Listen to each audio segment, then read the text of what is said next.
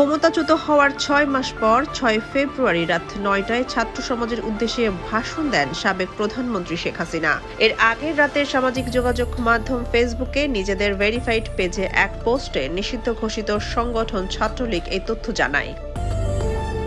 সেখানে বলা হয়েছিল, বাংলাদেশ ছাত্রলীগের অফিসিয়াল ফেসবুক পেজ থেকে শেখ হাসিনার এই ভাষণ প্রচারিত হবে। এদিকে ৬ ফেব্রুয়ারির মধ্যরাতে তাশফিকুর রব নামের এক ব্যক্তি ফেসবুকে আওয়ামী লীগের জুম মিটিং রুম আইডি এবং পাসওয়ার্ড শেয়ার করেন, যাতে বিপুল সংখ্যক ইউজার অংশগ্রহণ করতে পারে।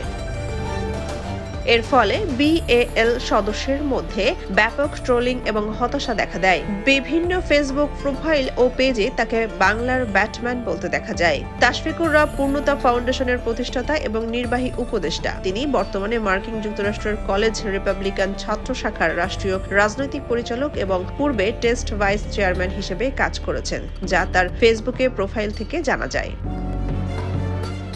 ছাত্র জনতার অভ্যুত্থানে শেখ হাসিনা সরকারের পতনে ৬ মাস পূর্ণ হয় গত বুধবার। এদিন নিষিদ্ধ ঘোষিত সংগঠন ছাত্রলীগের একটি ভার্চুয়াল অনুষ্ঠানে যুক্ত হয়ে ছাত্র সমাজের উদ্দেশ্যে ভাষণ দেন সাবেক প্রধানমন্ত্রী শেখ হাসিনা। এর পরদিন বৃহস্পতিবার আওয়ামী লীগের অফিসিয়াল পেজের একটি লাইভ অনুষ্ঠানে যোগ দেন শেখ হাসিনা। বৃহস্পতিবার রাত ৯টায় দায় মুক্তি শিরোনামে এক লাইভ অনুষ্ঠানে যুক্ত হয়ে নেতাকর্মীদের দুঃখ দুর্দশার কথা শুনেন শেখ হাসিনা।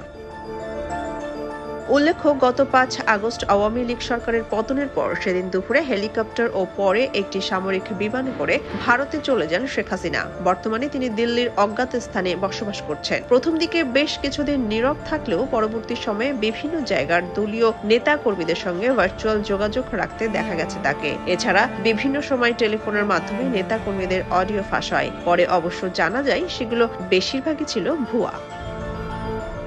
সোনিয়া খান, খবর সংযোগ।